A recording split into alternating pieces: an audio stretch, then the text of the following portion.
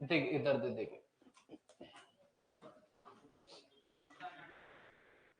तो soil health card, मृदा कण, ये सारी चीजें हमने पढ़ ली थी। यहाँ तक आपको कोई दिक्कत थी तो आप मुझे बता दो भाई, ठीक है? दिक्कत पक्का? रत्ती भर भी दिक्कत नहीं थी ना? चलो इधर आओ। आज की क्लास में हम टॉपिक स्टार्ट करते हैं, नया टॉपिक ले लेते हैं, या यूं कहें मृदा के अंदर ही एक टॉपिक है जिसका नाम है मृदा परिच्छेदिका। क्या नाम है?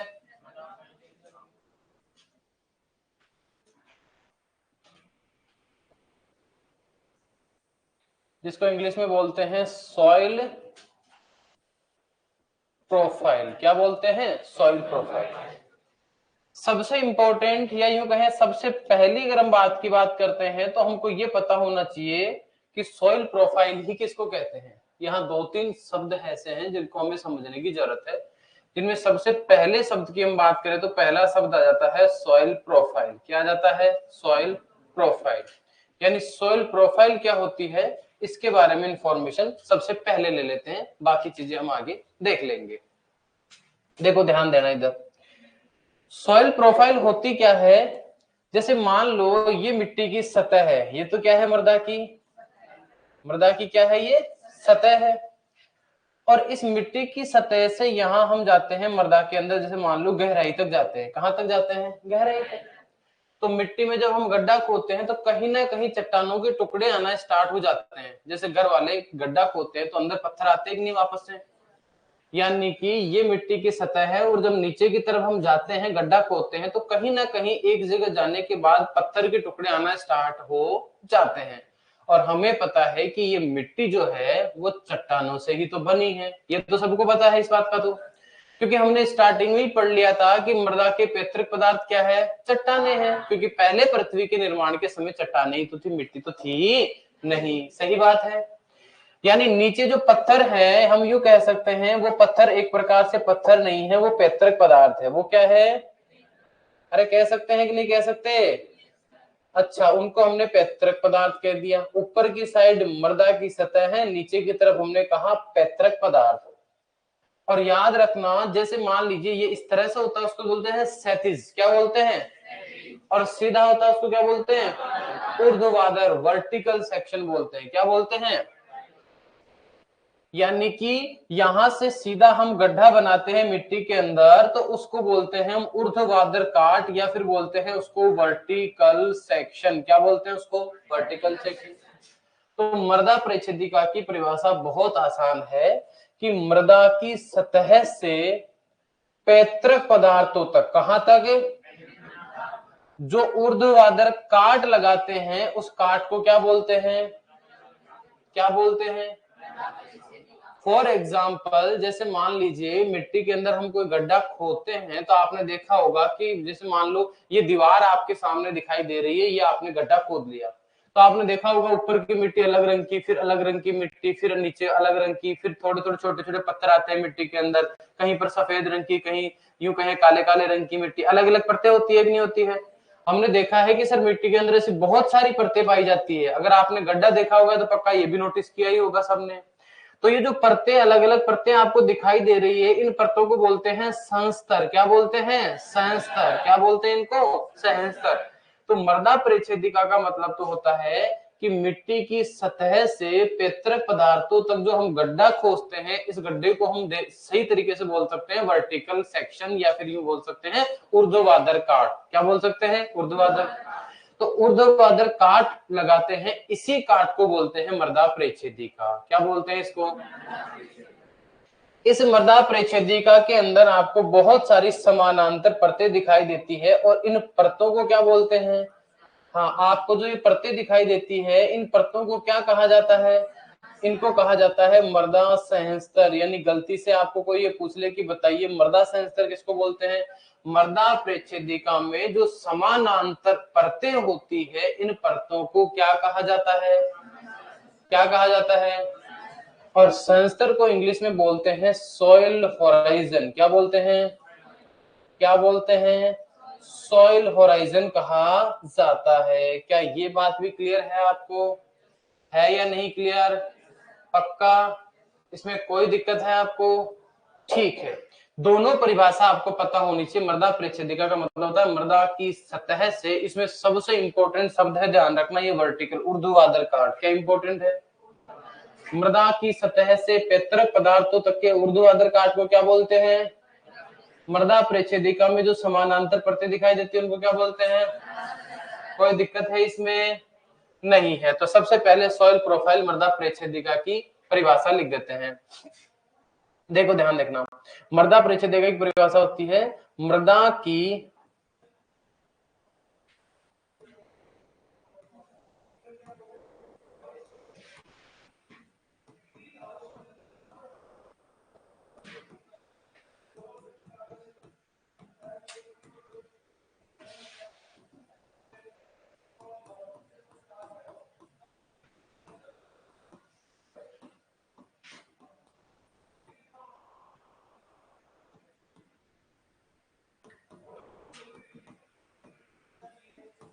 मृदा परिच्छेदिका कहा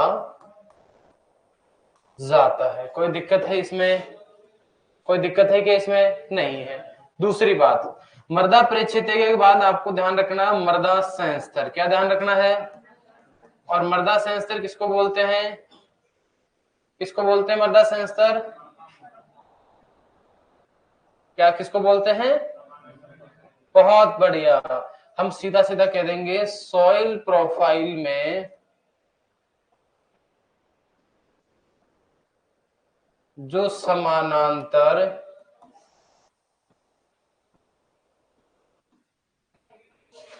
परतें पाई जाती है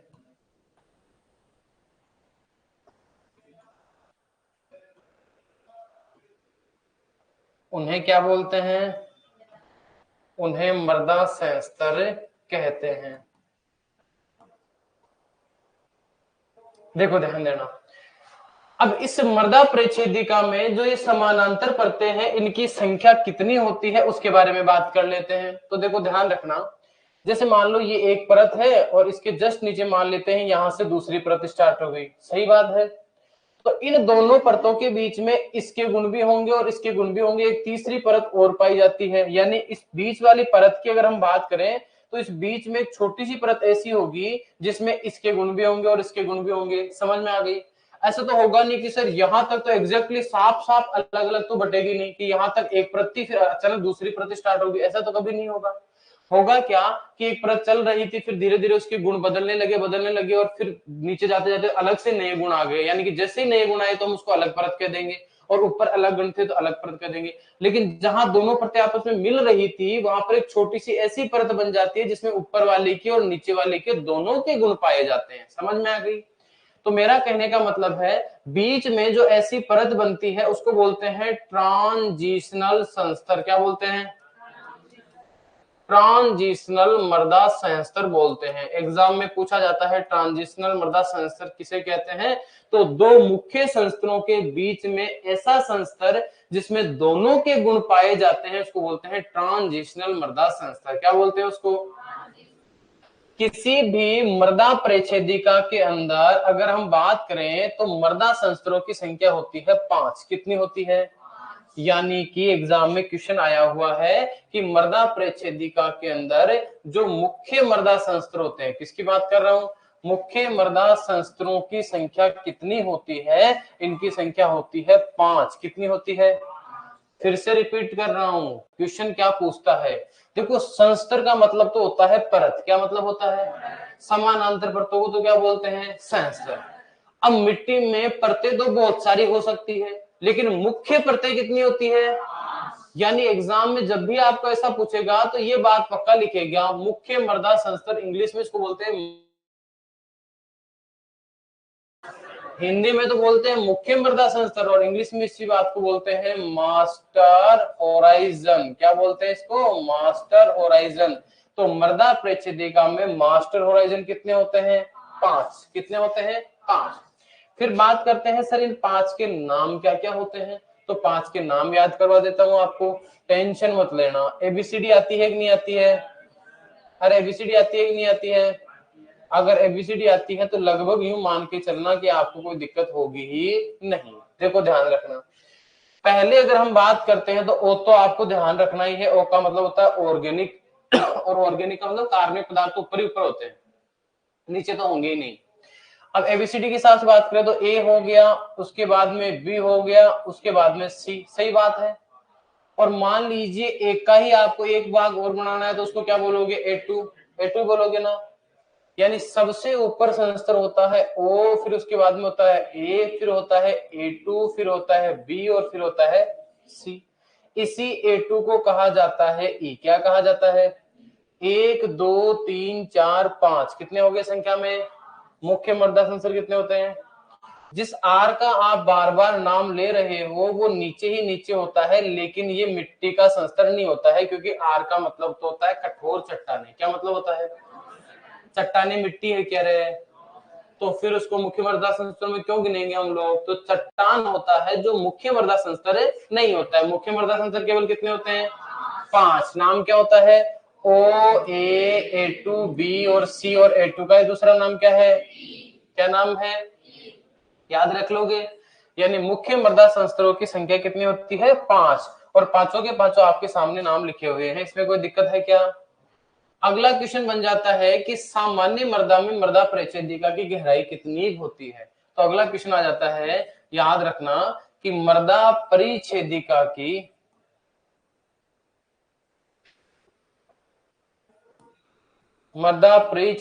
की गहराई, तो मृदा परिच्छेदिका की गहराई होती है सामान्यतः अगर हम बात करते हैं तो लगभग इसकी गहराई होती है 1.5 से 2 मीटर। कितनी होती है,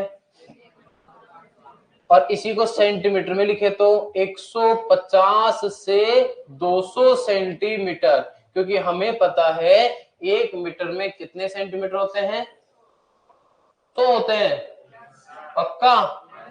इसका मतलब 1.5 गुना 100 तो हो गए 150, और 2 को क्या तो 200, 150 से 200 सेंटीमीटर सामान्य मृदा की मृदा परिच्छेदिका होती है। ठीक है, आगे बढ़े, यहां तक कोई दिक्कत है आपको। यहां आपको मैंने क्या क्या पढ़ा दिया है, फिर रिपीट करता हूं। मृदा प्रोफाइल क्या होती है, मृदा संस्तर क्या होते हैं, मृदा संस्तरों की संख्या कितनी होती है और उनका नाम क्या क्या है, उसके बाद में मृदा परिच्छेदिका की गहराई कितनी है। यहां तक आपको कोई डाउट है तो बता दीजिए, नहीं है डाउट, आगे बढ़ जाए क्या। ठीक है, इसके बाद आगे चलते हैं। अब हम क्या करते हैं, एक डायग्राम में, अब आपको कोई थ्योरी तो पढ़ानी है नहीं, कोई 12वीं क्लास के बच्चे तो हो नहीं कि आपको थ्योरी लिख के आनी है, आपको तो ऑब्जेक्टिव क्वेश्चन सॉल्व करने हैं। एक ही डायग्राम में पूरी मृदा परिच्छेदिका को हम क्या करते हैं, खत्म कर देते हैं। समझ में आ गई मेरी बात, चलो देखो इधर ध्यान दो। यानी हम बात करते हैं मृदा परिच्छेदिका का एक डायग्राम बना लेते हैं। क्या बना लेते हैं, एक डायग्राम, और इससे जितने भी आज तक क्वेश्चन आए हुए हैं उन सारे क्वेश्चनों को यहीं पर समझ लेते हैं। जैसे हम बात करते हैं, ये तो हो गया सबसे ऊपर वाला संस्तर, ये बाद में हो गया उसके नीचे वाला संस्तर, ये उससे नीचे वाला संस्तर, और ये उससे नीचे वाला, और एक नीचे और बनाना है उसको बाद में बना लेंगे भी ऊपर करके, ठीक है ना। अगर बात की जाए तो सबसे ऊपर जो संस्तर होता है उसका नाम क्या होता है, उसके बाद में A2 जिसका दूसरा नाम क्या है, और उसके बाद में, और सबसे अंत में C। सही बात है। अब इनसे आने वाले क्वेश्चनों को एक एक करके डिस्कस से करते हैं, ध्यान देना। देखो, ओ संस्तर जो होता है ना, इसका मतलब होता है कि हिंदी में बोलते हैं कार्बनिक, इंग्लिश में बोलते हैं ऑर्गेनिक होराइजन। क्या बोलते हैं इसको, मैं फिर रिपीट कर देता हूं। ओ संस्तर का या इस संस्तर का नाम होता है ऑर्गेनिक संस्तर। क्या नाम होता है, ऑर्गेनिक होराइजन इसका नाम होता है, और हिंदी में इसको बोल देते हैं कार्बनिक मृदा संस्तर। क्या बोलते हैं, कार्बनिक मृदा संस्तर। पहले इसी को डिटेल से पढ़ेंगे हम लोग, पहले किसको पढ़ेंगे, इसी को पढ़ेंगे। इससे पहले की क्लास में मैंने आपको 2 प्रकार की मृदाएं पढ़ाई थी, जिसमें एक तो मैंने आपको पढ़ाई थी कार्बनिक मृदा। क्या पढ़ाई थी, और एक आपको याद हो तो पढ़ाया था मैंने खनिज मृदा। पढ़ाया था नहीं पढ़ाया था। कार्बनिक मृदा किसको बोलेंगे, जिसमें कार्बनिक पदार्थों की मात्रा, यानी जिसमें कार्बनिक पदार्थों की मात्रा 20% से ज्यादा, उसको तो बोलते हैं कार्बनिक मृदा। और खनिज मृदा जिसमें कार्बनिक पदार्थों की मात्रा 20% से कम हो, उसको क्या बोलते हैं। देखो, मैंने आपको ये भी कहा था कि खनिज मृदा का मतलब आप जितनी भी मिट्टियों को जानते हो वो किसके उदाहरण है, खनिज के। और कार्बनिक के मैंने दो नए ही नाम लिखवाए थे, पीट और मक मृदा। याद आ गई मेरी बात? कहने का मतलब है कि कार्बनिक संस्तरण का निर्माण तब होगा जब मिट्टी के ऊपर घास फूस या फिर यूं कहें पेड़ पौधों की पत्तियों की एक परत बन जाती है, उसी परत को बोलते हैं ओ संस्तर। क्या बोलते हैं? जैसे आप जंगल में गए कभी, या नहीं भी गए होंगे तो आपने हॉरर मूवी देखी होगी ना, भूतनियों वाली फिल्म। जैसे कोई घूमने जंगल में गया या गई, तो फिर उसके बाद में उसके पीछे भूतनी करती है और दौड़ते हैं तो उसका कुछ नहीं दिखाते, पांव दिखाते हैं केवल, है ना, और पत्ते ही पत्ते दिखते हैं, चारों तरफ मिट्टी दिखती है क्या? एक अपने खेत को देखो, वहां पर आपको पत्ते ही पत्ते दिखते हैं, मिट्टी मिट्टी दिखती है। यानी जहां हम खेती करते हैं वहां केवल हमको क्या दिखता है, मिट्टी। जबकि जंगल वाली भूमि जहाँ खेती नहीं होती वहां केवल क्या दिखते हैं, और पत्ते हटाते भी है तो कम से कम इतनी मोटी तो कार्बनिक पदार्थों की एक परत मिली जाएगी मिट्टी की सतह पर, मिलेगी कि नहीं मिलेगी? यानी कि पेड़ पौधों की पत्तियों से, घास फूस या कचरे से मिट्टी की सतह पर जो परत बनती है उस परत को क्या बोलते हैं? उस परत को बोलते हैं कार्बनिक मृदा संस्तर। क्या बोलते हैं? कार्बनिक मृदा संस्तर। ये कार्बनिक मृदा संस्तर के भी दो भाग होते हैं। कितने भाग होते हैं? दो। यानी ऊपर वाले को बोलते हैं O1 भाग और नीचे वाले को क्या बोलते हैं, O2 भाग। सर इसकी क्या कहानी है वो भी समझा दो। तो इसकी कहानी समझ लीजिए, पहले आप थोड़ा सा अवेयर होकर ध्यान दीजिए सामने की तरफ। इसका क्या मतलब होता है वो मैं आप लोगों को समझा देता हूं। जैसे मान लीजिए ये मिट्टी की सतह है और पेड़ पौधों की, जैसे मान लो ये पेड़ है और इसकी जैसे मान लीजिए पत्तियां यहाँ नीचे गिर रही है, तो जो पत्तियां यहाँ मिट्टी के पास में होती है ना वो तो धीरे धीरे सड़ जाती है, सड़ती है कि नहीं सड़ती है? और जो पत्तियां अभी अभी ऊपर की तरफ गिरी हुई है वो पत्तियां आपको ऐसे के ऐसे पड़ी हुई दिखाई दे देगी, देगी कि नहीं देगी रे? यानी मिट्टी के जो कांटेक्ट में होती है, टच में होती है, वो तो सड़ जाती है और भूरे रंग का पाउडर सा बना लेती है, और ऊपर जो अभी आके गिरी है वो एकदम ऐसी की ऐसी फ्रेश पत्तियां पड़ी हुई आपको दिखेगी। सही बात है? जैसे मान लीजिए जहां घास फूस पड़ा हुआ हो वहां से घास फूस को हटाते हैं तो नीचे की तरफ जो घास फूस एकदम काले काले रंग का निकलता है, जिसको आप पहचान भी नहीं सकते किस पौधे की पत्ती है। पहचान सकते हो क्या? यानी कि जो नीचे काले भूरे रंग के सड़े हुए कार्बनिक पदार्थों की परत होती है जिसमें आप पहचान नहीं सकते, उसको तो बोलते हैं O2 संस्तर। और जिसमें पत्ती ऐसे की ऐसे दिखाई दे रही है, आप उठा के कह दो ये नीम की पत्ती है, ये बरगद की पत्ती है, जिस भी पौधे को उठाकर आप पहचान सकते हो उसको बोलते हैं O1 संस्तर। क्योंकि ऊपर तो क्या होंगे, अविघटित कार्बनिक पदार्थ, और नीचे क्या होंगे, विघटित कार्बनिक पदार्थ। अच्छा सर ये विघटित बोल रहे हो, इसका क्या मतलब है? आपने डिकम्पोजिशन शब्द सुना है क्या? अरे सुना है क्या? डिकम्पोजिशन आपने सुन रखा है या नहीं सुन रखा? जिसको आप लोगों ने शायद हो सकता है अपघटन नाम सुन रखा हो। क्या नाम सुन रखा हो? अपघटन या विघटन नाम सुन रखा हो, विच्छेदन नाम सुन रखा हो। क्या सुन रखा हो आपने नाम में? विच्छेदन की बात कर लेते हैं। तो विच्छेदन का मतलब है, जैसे मान लीजिए ये एक पौधे की पत्ती है, सूक्ष्म जीव इसका विच्छेदन करते हैं और फिर मान लो इसके छोटे छोटे टुकड़े कर देते हैं जिससे आप इसको पहचान नहीं सकते, इसका मतलब इसका विच्छेदन हो गया है। क्या हो गया है? विच्छेदन का मतलब सड़ गई है, गल गई है। क्या हो गई है? सड़ गई, गल गई, उसी की बात कर रहे हैं। तो इसका मतलब ये हुआ कि बताओ मुझे पूर्ण रूप से विच्छेदित जो कार्बनिक पदार्थ है वो इन दोनों में से किसमें पाए जाएंगे? किसमें होंगे? दोनों में कार्बनिक पदार्थ है, इसमें तो कोई डाउट नहीं, लेकिन एक में तो विच्छेदित है और एक में, तो नीचे वाले में तो क्या होंगे? बहुत बढ़िया। यानी पूर्ण विच्छेदित कार्बनिक पदार्थ कौन सी परत में होते हैं? पूर्ण विच्छेदित कार्बनिक पदार्थ पाए जाते हैं। क्या इसमें कोई दिक्कत है क्या? पक्का। और ऊपर वाले में क्या होते हैं? ऊपर वाले में होते हैं अपूर्ण विच्छेदित। क्या होते हैं? अपूर्ण विच्छेदित कार्बनिक पदार्थ पाए जाते हैं। कौन सी परत में पाए जाते हैं? अरे कौन सी पाए जाते हैं? कोई दिक्कत है क्या? अच्छा मुझे ये बताओ कि ऐसी जो परत कार्बनिक पदार्थों की बनती है वो किन भूमियों में बनती है? जहां खेती करते हो वहां बनती है ना? बनती है या नहीं बनती?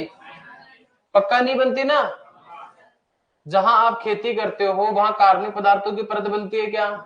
अरे गलती से थोड़ा सा भी घास फूस उगता है तो हम ट्रैक्टर चला के बराबर सफाई करते हैं कि नहीं करते? यानी हम तो ऐसी परत बनने ही। इसका मतलब ओ संस्तर कहां नहीं पाया जाता? कृषि भूमि में। कहां नहीं पाया जाता? कृषि भूमि में नहीं पाया जाता। क्या नहीं पाया जाता? अरे क्या नहीं पाया जाता? असंस्तर नहीं पाया जाता। तो कहाँ होगा?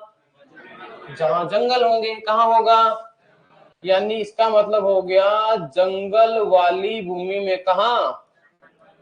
जंगल वाली भूमि में पाया जाता है। कौन पाया जाता है? असंस्तर। एग्जाम में क्वेश्चन आया हुआ, असंस्तर किन भूमियों में पाया जाता है? जंगल वाली में। किन में नहीं पाया जाता?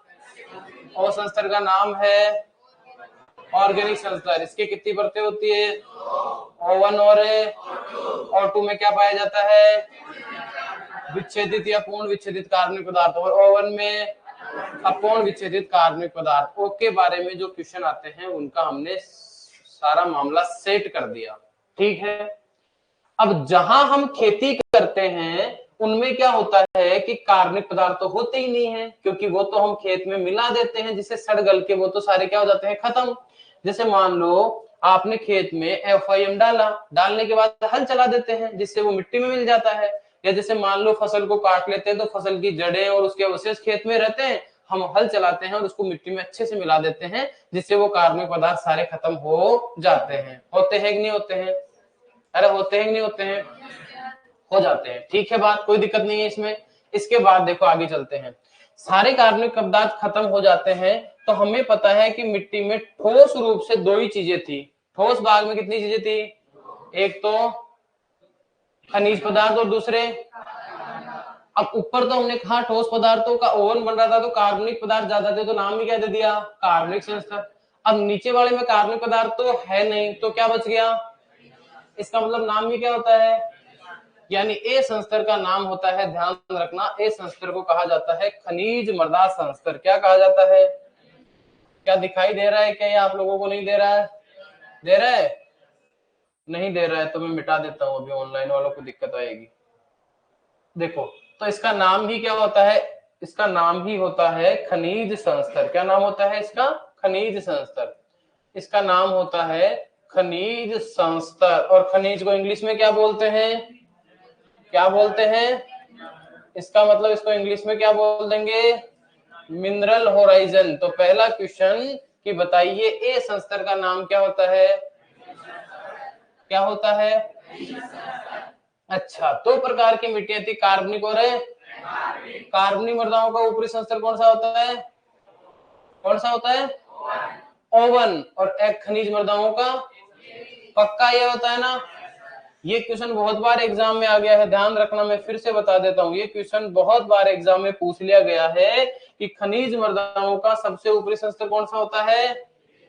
अरे वो तो होता है, जैसे मान लो जहाँ खेती करते हो वहां ओ होता है क्या? नहीं होता। तो सबसे ऊपर कौन आ गया? और जहां हम खेती करते हैं वो सारी मिट्टियां खनिज मिट्टियां है कि नहीं? इसका मतलब सीधा सीधा कह देंगे खनिज मृदाओं का। कौन सी मृदाओं का? खनिज मृदाओं का सबसे ऊपरी संस्तर। सबसे ऊपरी संस्तर कौन सा होता है? अरे कौन सा होता है? ए संस्तर होता है। कोई डाउट है इसमें? इसका नाम है खनिज संस्तर। दूसरी बात से करें तो खनिज मृदाओं का ये सबसे ऊपरी संस्तर है। इंग्लिश में बोले तो top most horizon of mineral soil. खनिज मृदा को इंग्लिश में क्या बोलेंगे? तो मिनरल सॉइल का सबसे ऊपरी संस्तर कौन सा है? ए संस्तर। अब मुझे एक बात बताओ कि जब खेती करते हो तब मिट्टी की सतह पर करते हो, नीचे करते हो? हाँ जी, ऐसे करते हो? गड्ढा खोद के ऊपर वाली मिट्टी को उठाकर नीचे करते हो कुछ है, या ऊपर वाले जो 10-15 सेंटीमीटर वाली परत होती है उसमें? हाँ, तो ये जो ए संस्तर होता है ना, इस ए संस्तर की गहराई रहती है लगभग लगभग 0 से लेकर 15 सेंटीमीटर तक। लगभग कितनी की रहती है? यानी ऊपर वाली जो 15 सेंटीमीटर मोटी परत है उसको बोलते हैं ए संस्तर। क्या बोलते हैं उसको? ए संस्तर। यानी जितने भी कृषि कार्य करते हैं वो कौन से संस्तर में करते हैं? यानी जैसे मान लो खेती के लिए आपको कोई मशीन काम में लेनी है, क्या काम में लेनी है आपको? तो कौन से संस्तर में चलाओगे? तो पहली बात तो जो मशीनरी होती है, किसकी बात कर रहा हूं? मशीनरी का मतलब होता है जैसे मान लो आपको कंबाइन चलानी है, आपको जैसे मान लो बुआई करनी है मान लीजिए आपको जैसे मूंगफली को उखाड़ना है तो उसकी मशीन आती है ना, तो ये सारी मशीनें कौन से संस्तर में चलती है? ए संस्तर के अंदर। तो मशीनरी का उपयोग जो होता है वो कौन से संस्तर में किया जाता है? ए संस्तर में। जैसे कृषण कार्य, जैसे निन्नाण गोज कहाँ करोगे? या ऐसा करते हो कि निन्नाण गोज जैसे रस्सी को मारते हो इतना गहराई में भेज कर निन्नाण करते हो, ऐसा करते हो क्या? ऊपर ऊपर ही करते हो ना। इसका मतलब जो कर्षण कार्य होते हैं वो कौन से संस्तर में किए जाते हैं? हाँ, याद रखना, जो कृषण कार्य जिनको सस्य क्रियाएं होती है वो सारी किसमें की जाती है? तो याद रखना, सस्य क्रियाएं भी कौन से संस्तर में की जाती है? सस्य क्रियाएं भी ए संस्तर में ही की जाती है। कोई दिक्कत है इसमें भी? पक्का दिक्कत नहीं है। याद रखना, आपने दो नाम सुने होंगे, जैसे मान लीजिए ये मिट्टी है, तो मिट्टी की सतह से लेकर उसकी सतह यानी 0 से लेकर 15 सेंटीमीटर वाली ऊपर वाली परत होती है उसको बोलते हैं सतह मृदा। क्या बोलते हैं? और इस 15 से लेकर 60 सेंटीमीटर वाले को बोलते हैं अवमृदा। क्या बोलते हैं? यानी इसको तो बोलते हैं इंग्लिश में सब सरफेस सोइल। क्या बोलते हैं? इसको बोलते हैं सरफेस सोइल। क्या बोलते हैं? यानी कि 0 से 15 में ही तो ए है। इसका मतलब हम क्या ये कह सकते हैं क्या ए संस्तर जो होता है वही तो सतह मृदा है? कह सकते हैं क्या? पक्का कह सकते हैं क्या? यानी इसी ए संस्तर को कहा जाता है सतह मृदा। क्या कहा जाता है? सतह मृदा, इसी को बोलते हैं। कोई दिक्कत है इसमें? पहली बात, इसको खनिज संस्तर बोलते हैं। दूसरी बात, खनिज मृदाओं का सबसे ऊपरी संस्तर है। तीसरी बात, जितनी मशीनरी होती है उसका उपयोग भी ए में होता है। और इसके बाद सस्य क्रियाएं भी इसी में की जाती है। आपको मान लो खाद डालनी है या उर्वरक डालना है तो कहाँ डालोगे? कहाँ डालोगे? ऐसा तो नहीं है ना कि खाद डालने के लिए फिर गड्ढा खोदोगे, फिर उसमें दबाओगे, फिर वापस बंद कर दो, ऐसे थोड़ी करते हो, सतह पे बिखेरते हो। यानी हम क्या कहेंगे कि खाद का उपयोग भी कहाँ किया जाता है? हाँ, याद रखना, खाद व उर्वरक जो होते हैं इनका उपयोग भी कहाँ करते हैं? हम सतह पे ही करते हैं। कोई दिक्कत है क्या? बुआई भी कहाँ करते हैं? ए संस्तर में करते हैं। ठीक है। सबसे ज्यादा बार पूछा गया क्वेश्चन इसमें से ये है कि मृदा परिच्छेदिका का खनिज मृदा या खनिज मृदाओं का सबसे ऊपरी संस्तर कौन सा है? या फिर क्वेश्चन ये पूछा गया है सबसे ऊपरी खनिज संस्तर कौन सा है? सबसे ऊपरी खनिज संस्तर, इसका क्या मतलब है वो भी समझाता हूँ। सबसे ऊपरी खनिज संस्तर, इसके बारे में जो क्वेश्चन आया है वो भी समझाता हूँ। अभी रुको। सबसे ऊपरी खनिज संस्तर, तो सबसे ऊपरी खनिज संस्तर कौन सा है? देखो, कार्बनिक संस्तर तो केवल O है, उसके बाद नीचे बच गए वो सारे के सारे खनिज पदार्थों से बने हुए। किससे बने हुए हैं? सब में मिट्टी मिट्टी है नीचे वालों में, तो यानी सारे ही कौन से संस्तर है? खनिज संस्तर। तो इन सारे के सारे खनिज संस्तरों में सबसे ऊपर कौन सा है? इसीलिए मैंने कहा सबसे ऊपरी खनिज संस्तर भी कौन सा है? खनिज मृदाओं का सबसे ऊपरी संस्तर कौन सा है? जिसका नाम भी क्या है? खनिज संस्तर। याद रख लोगे इस बात को। और सबसे ऊपरी मृदा परिच्छेदिका का संस्तर कौन सा है? ओ, सबसे ऊपर तो कौन है? कार्बनिक मृदाओं का सबसे ऊपरी संस्तर कौन सा है? खनिज मृदाओं का सबसे ऊपरी संस्तर कौन सा है? कौन सा है? कोई दिक्कत है इस बात में? बिल्कुल भी नहीं है। याद भी हो रहा है क्या? ये झपकियां आ रही है? नहीं आ रही? कुछ कुछ लोगों को थोड़ी थोड़ी आ रही है, हैं? अरे बेटा, क्या बात हुई? है? क्या हो गया? तबीयत खराब हो रही है?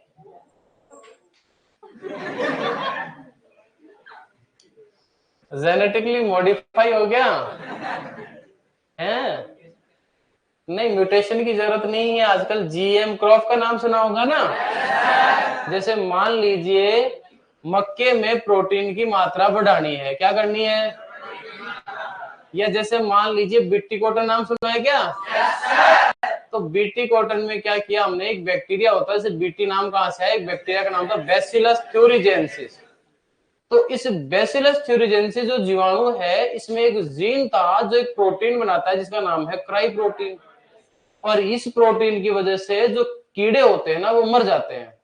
तो हमने क्या किया, उस बैसिलस थ्यूरिजेंसिस से वो जीन निकाल लिया। किससे? बैसिलस थ्यूरिजेंसिस से। और उस जीन को निकाल कर डाल दिया कॉटन में। किसमें डाल दिया? अब जीन है तो प्रोटीन तो बनेगी, तो कॉटन के अंदर भी उस जीन की वजह से प्रोटीन बनने लग गई, और जैसे कीड़ा आके कॉटन को खाता है, खाते ही कीड़ा मर जाता है। समझ में आई मेरी बात? उसको बोलते हैं बीटी कॉटन। क्या बोलते हैं उसको? तो जिसने अभी जो आवाज निकाली वो भी जेनेटिकली मॉडिफाई तो नहीं है ना, कि जिस कुत्ते की आवाज निकाली थी उसका जीन निकाल कर अंदर इंसर्ट कर दिया हो, आवाज ऐसी निकाली थी ना, ऐसा कुछ करके, है ना? हाँ जी, बिलाई की थी। अब नहीं निकालेंगे, है ना? निकालोगे अब भी?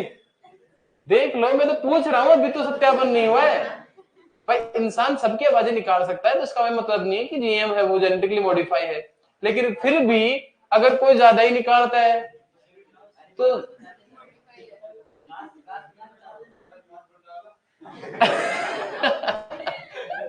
समझ गए ना सारे? तो आगे से, हाँ, बीमार तबीयत तो खराब हो सकती है, उसमें क्या है, जुकाम बुखार किसी को भी हो सकता है? गुड़िया को हो गया तो ओ, और तुमको हो जाता तो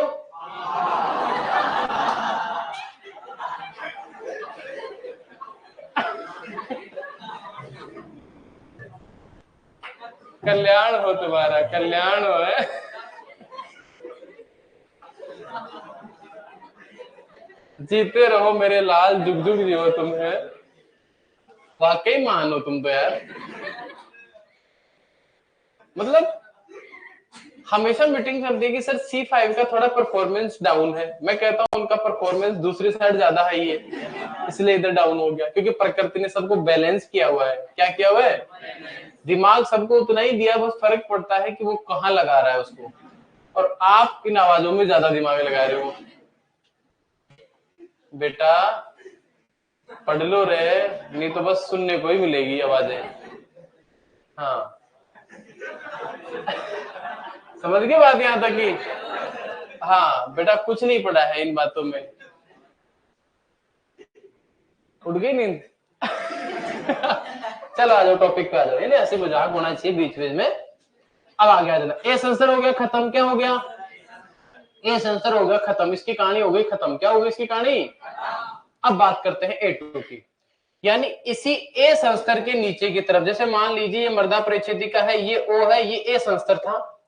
इसी ए संस्तर के नीचे थोड़ा सा भाग ऐसा है जहां से कार्बनिक पदार्थों की बात करें या खनिजों की बात करें या फिर यूं कहें मृत्तिका की बात करें, ये सारी चीजें क्या करती है? पानी के साथ घुलती है। किसके साथ घुलती है? और नीचे चली जाती है। कहां चली जाती है? यानी जो नीचे संस्तर बना होता है उसमें चली जाती है। तो मान लीजिए इस भाग में से ये सारी चीजें घुलकर पानी के साथ नीचे चली गई, तो इसका मतलब इसके और इसके गुण दोनों के अलग अलग हुए कि नहीं हुए? अलग अलग गुण हो गए, इसका मतलब संस्तर भी अलग अलग है। यहाँ अलग गुण थे, मान लो यहाँ कार्बनिक पदार्थ ज्यादा है, यहाँ कम है, यानी अलग हुए। यहाँ मृत्तिका ज्यादा है, यहाँ कम है। यहाँ पोषक तत्व ज्यादा है, यहाँ कम है। समझ गए? तो अलग अलग गुण हुए कि नहीं? तो ये नीचे वाला भाग इसी ए से बना, तो हमने कहा ये तो A2 है। क्या है ये तो? क्या है ये तो? लेकिन दूसरी इंपॉर्टेंट बात की बात करते हैं, तो यहाँ पर जितने भी जो खनिज थे या लवण थे, जैसे मान लीजिए कोई खनिज है पानी में घुलने वाला, जैसे NaCl खनिज को बोलते हैं हैलाइट। क्या बोलते हैं? पानी में घुला और नीचे चला गया। कहां चला गया? तो याद रखना, मृदा के इस ऊपरी संस्तर से कार्बनिक पदार्थ, खनिज पदार्थ, मृत्तिका या लवणों का पानी के साथ घुलकर नीचे जाना आपने सुना होगा, इसको बोलते हैं निक्षालन। क्या बोलते हैं? वैसे निक्षालन इंग्लिश में लिचिंग कहलाता है। क्या कहलाता है? लेकिन मृदा निर्माण की प्रक्रियाओं में इसी निक्षालन को इंग्लिश में बोलते हैं एलुविएशन। क्या बोलते हैं? क्या बोलते हैं? एलुविएशन का मतलब है, एलुविएशन एक ऐसी प्रक्रिया है जिसमें ए संस्तर के नीचे वाले भाग से कार्बनिक पदार्थ, खनिज पदार्थ, लवण, मृत्तिका पानी के साथ घुलकर नीचे चली जाती है। इस क्रिया को, यानी उनका घुलकर नीचे जाना क्या कहलाता है? क्या कहलाता है? पानी में घुलकर नीचे जाना क्या कहलाता है? पक्का? इसी एलुविएशन के ई से हमने यहां नाम दे दिया ई। क्या नाम दे दिया? और इसी एलुविएशन से हमने नाम उठा लिया एलुवियल संस्तर। क्या नाम उठा लिया? क्या नाम उठा लिया? और इसी एलुवियल संस्तर के ई से हमने इसको नाम दे दिया ई। क्या नाम दे दिया? तो A2 कहां से आया, ई कहां से आया? कहानी क्लियर है? और इसी एलुविएशन को हिंदी में हमने निक्षालन कहा, तो हमने इस संस्तर को भी कह दिया निक्षालन संस्तर। क्या कह दिया इसको? क्या कहा हमने इसको? निक्षालन संस्तर। दूसरी बात देखो, जैसे मान लीजिए आप लोग कपड़े धोते हो, तो इंग्लिश में क्या बोलते हो कपड़े धोने को? वॉशिंग बोलते हैं? पक्का? कोई ऐसा तो नहीं ना जिसने आज पहली बार नाम सुना हो वॉशिंग? नहीं सुना? सबने सुन रखा पहले? ठीक है। यानी आपके कपड़ों में मेल लगा हुआ है। क्या लगा हुआ है? और उस मेल को आपने पानी के साथ धोकर कपड़ों से बाहर निकाल दिया, इसको बोलते हैं वॉशिंग। इसी को बोलते हैं ना। तो मान लेते हैं मर्दा के इस संस्तर के अंदर जो पदार्थ है, एक बार यूं समझ लो ये मेल है। क्या है ये? वैसे मेल नहीं है मान लो, तो ये पानी के साथ घुलकर इससे बाहर जा रहे हैं कि नहीं जा रहे? यानी इसकी वॉशिंग हो रही है? हो रही है या नहीं हो रही? इसीलिए इस क्षेत्र को कहा जाता है वॉशिंग। वॉशिंग का मतलब धुलाई, और धुलाई होके क्या हुआ? बाहर चले गए। कहां चले गए? तो बाहर जाने को बोलते हैं आउट। क्या बोलते हैं? जैसे मैं आपको खड़ा होकर बोलता हूँ गेट आउट, बोलता हूँ नहीं बोलता हूँ? कई बच्चों को कैसे क्लास में खड़ा कर लिया और बदतमीजी कर रहा है और पढ़ता नहीं है, ढीठ है एकदम, ऐसा नहीं होता है कि नाकारा बच्चा है बिल्कुल ही, तो उसको टीचर बोलता है गेट आउट। बोलता है नहीं बोलता कि गेट से आउट हो जाओ, बाहर निकल जाओ? बोलता ही नहीं। या आप लोग बोलते हो जैसे मैं आई कम इन सर, आने के लिए, फिर टीचर बोलता है आ जाइए, या उसको बोलता है इनसाइड आ जाइए रूम के? बोलते ही नहीं बोलते हैं। तो इसका मतलब वॉशिंग हो रही है, तो इस प्रक्रिया को हम बोल देंगे वॉशिंग। क्या बोल देंगे? और आउट बाहर निकल रहा है कि नहीं निकल रहा, इसका मतलब वॉशिंग आउट क्षेत्र, इसको क्या बोलते हैं? आपको एग्जाम में पूछ ले कि वॉशिंग आउट क्षेत्र मर्दा के किस संस्तर को कहा जाता है? एलुवियल संस्तर किसको कहा जाता है? निक्षालन संस्तर किसको कहा जाता है? मिट्टी के सारे संस्तरों में निक्षालन की क्रिया सबसे ज्यादा कहां होती है? इसका मतलब इसी संस्तर को कहा जाता है अधिकतम निक्षालन संस्तर। क्या कहा जाता है? अधिकतम निक्षालन क्षेत्र किसको कहा जाता है? अरे किसको कहा जाता है? इंग्लिश में बोलते हैं मैक्सिमम लीचिंग जोन। किसको बोलते हैं? A2 या ई को। इसी को क्या बोलते हैं? वॉशिंग आउट क्षेत्र या वॉशिंग आउट संस्तर। क्षेत्र की जगह संस्तर भी लिखा हुआ आ सकता है, लेकिन लिखा हुआ आएगा वॉशिंग आउट क्षेत्र या वॉशिंग आउट संस्तर। किसको बोलते हैं? ई को। अधिकतम निक्षालन संस्तर किसको बोलते हैं? निक्षालन संस्तर किसको बोलते हैं? एलुवियल संस्तर किसको बोलते हैं? कोई दिक्कत है क्या? पक्का नहीं है दिक्कत? ठीक है। अब मान लीजिए यहां से निक्षालन हुआ, तो इसको तो हमने नाम दे दिया ई। अरे अब ऐसा तो है नहीं इससे जो चीजें बाहर निकली है वो पाताल लोक में चली जाएगी, इससे बाहर निकली है तो नीचे जाके इकट्ठी हो जाएगी, है ना? तो यानी यहां से जो भी चीजें निकली वो यहां आकर एकत्रित हो जाएगी। क्या हो जाएगी? क्या हो जाएगी? यानी कि खनिज पदार्थ, कार्बनिक पदार्थ, मृत्तिका और लवणों का निचले संस्तर में वापस से एकत्रित होना, या एक शब्द उपयोग करते हैं संचयन होना। क्या होना? संचयन होने की क्रिया को कहा जाता है आइलुविएशन। क्या कहा जाता है? देखो पानी में घुलकर नीचे जाने को तो क्या बोलते हैं? और संचयन होने को क्या बोलते हैं? क्या बोलते हैं? तो इसी एलुविएशन से तो हमने क्या नाम बना दिया है? एलुवियल संस्तर। तो आइलुविएशन से क्या नाम बना दें सर? आइलुवियल संस्तर बना दो। बना दे क्या? किसी भी पदार्थ का नीचे जाना हिंदी में निक्षालन कहलाता, तो हमने कहा निक्षालन संस्तर। क्या कहा? और किसी भी चीज का नीचे जाकर वापस से इकट्ठा होना कहलाता है निक्षेपण। क्या कहलाता है? इस क्रिया को बोलते हैं निक्षेपण। और यहाँ इस संस्तर का निर्माण होता है, इसको हिंदी में बोल देते हैं निक्षेपण संस्तर। क्या बोल देते हैं?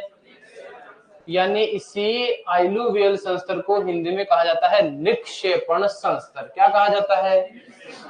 क्या कहा जाता है? कोई दिक्कत है क्या इसमें? रत्ती भर भी नहीं है क्या दिक्कत? ठीक है, नहीं है तो आगे चलते हैं। यानी मुझे ये बताइए यहां से वॉशिंग इन हुआ है आउट हुआ है? यानी क्या मैं इसको कह दूं क्या वॉशिंग इन संस्तर कह दूं, क्या वॉशिंग इन क्षेत्र कह दो, या फिर इसी को वॉशिंग इन संस्तर कह दो, एक ही बात है। कोई दिक्कत है क्या? अरे अभी तक दिक्कत है ही नहीं। और मृदा परिस्थितिका खत्म होने वाली यार, तुमको दिक्कत ही नहीं है, तुम तो बहुत होशियार हो रहे, तुम तो बहुत होशियार हो। जैसे यहां पर हुआ था निक्षालन, तो इसको कहा अधिकतम निक्षालन क्षेत्र, तो यहाँ क्या हो रहा है, संचयन या निक्षेपण क्या हो रहा है, इसका मतलब इसको क्या मैं कह दूं, क्या अधिकतम संचयन क्षेत्र कह दूं, क्या अधिकतम संचयन क्षेत्र क्या कह दूं, अधिकतम संचयन क्षेत्र कह दूं, या अधिकतम संचयन संस्तर कौन सा है। एग्जाम में दोनों क्वेश्चन आए हुए हैं, बताइए मृदा परिस्थितिका का अधिकतम निक्षालन संस्तर कौन सा है, ई, और अधिकतम संचयन क्षेत्र कौन सा है, वॉशिंग इन संस्तर कौन सा है, आइलोवेल संस्तर कौन सा है, क्या कोई दिक्कत है क्या। इसी बीज संस्तर को कहा जाता है अवमृदा, यानी जो मृदा गहराई में है उसकी बात कर रहे हैं, कौन सी मृदा, अवमृदा, इसी को क्या कहा जाता है। इसके जस्ट नीचे जो संस्तर होता है उसका नाम होता है सी, क्या नाम होता है, और नीचे नीचे तो आपको पता है होता ही है आर, कौन होता है, आर कौन होता है। देखो इस आर के अंदर कठोर चट्टाने हैं, इसमें क्या है, आपको पता ही होगा कि इसमें क्या है, इसमें है कठोर चट्टाने, क्या है इसमें, कठोर चट्टाने, और इन कठोर चट्टानों के छोटे छोटे टुकड़े हो जाएंगे, फिर उन छोटे छोटे टुकड़ों के और टुकड़े होंगे छोटे छोटे, उसी से तो मिट्टी बनेगी, सही है ना बात मेरी। यानी इस आर के टुकड़ों से तो क्या बनता है, सी, और सी में जो छोटे छोटे टुकड़े उन्हीं से ऊपर वाले सारे संस्तरों का निर्माण होता है। यानी मैं यूं कह सकता हूं कि इस सी में जो पदार्थ है उसी से ऊपर वाली मिट्टी बनी है, तो क्या ये बात गलत है, सही। इसका मतलब इस सी से बाकी ऊपर वाली सारी मिट्टी बनी है, तो क्या मैं इस सी को पैतृक संस्तर कह दूं क्या, अरे इसी से बने हैं, इसका मतलब ये सबका माँ बाप है, माई बाप है, क्या है ये, और माई बाप को तो पैतृक ही तो बोलते हैं, इसीलिए इसका नाम हो गया पैतृक संस्तर, क्या नाम हो गया इसका। तो बताइए पैतृक संस्तर किसको बोलते हैं, सी को। अब मुझे बताओ एक पत्थर है मान लो, और वो पत्थर अभी टुकड़ों में टूटा हुआ नहीं, एक पत्थर है मजबूती से, इस तरह से समझो इस चीज को आप लोग, जैसे मान लीजिए ये एक पत्थर है, ये क्या है एक, तो ये बताओ मुझे संगठित है या असंगठित है, पक्का संगठित है, पक्का। और इसी पत्थर के मान लो मैंने छोटे छोटे टुकड़े कर दिए 4-5, तो अब बताओ संगठित है क्या असंगठित, असंगठित है ना। इसका मतलब तो मैं ये भी कह सकता हूं कि सर इस आर में भी तो पैतृक पदार्थ ही है ना, और इस सी में भी क्या है, तो दोनों में पैतृक पदार्थ, तो फर्क क्या है, इसमें तो चट्टान है टूटी हुई, इसका मतलब कैसी है, और इसमें टुकड़े हैं, इसका मतलब क्या हो गया। यानी सर आर संस्तर के अंदर तो पाए जाते हैं असंगठित, कैसे, लेकिन पाए क्या जाते हैं, संगठित है, क्या पाए जाते हैं, तो असंगठित पैतृक पदार्थ मृदा के किस संस्तर में पाए जाते हैं, अरे किस में पाए जाते हैं मेरे रसगुल्लो, सी में। और आर में क्या होते हैं, सिर्फ पैतृक पदार्थ तो होते हैं, लेकिन इसमें होते हैं संगठित, कैसे होते हैं, यानी संगठित पैतृक पदार्थ मृदा के किस संस्तर में होते हैं, संस्तर में पाए जाते हैं, कौन संस्तर में पाए जाते हैं, अरे कौन से संस्तर में पाए जाते हैं।